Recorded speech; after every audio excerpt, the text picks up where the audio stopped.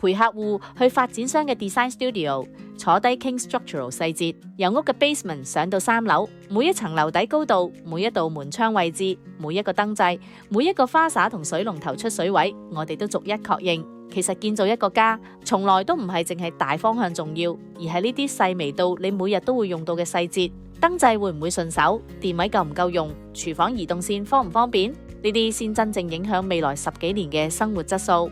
好多買家以為 design studio 主要係揀顏色同物料，但其實 structural 決定先係最關鍵，因為一旦落實，日後好難再改動。所以每一個高度，每一個位置，都一定要為將來實際生活需要諗清諗楚，睇住客戶一邊討論一邊想象將來一家人喺屋企煮飯、傾偈、陪小朋友玩嘅畫面，我都感受到嗰份期待同幸福。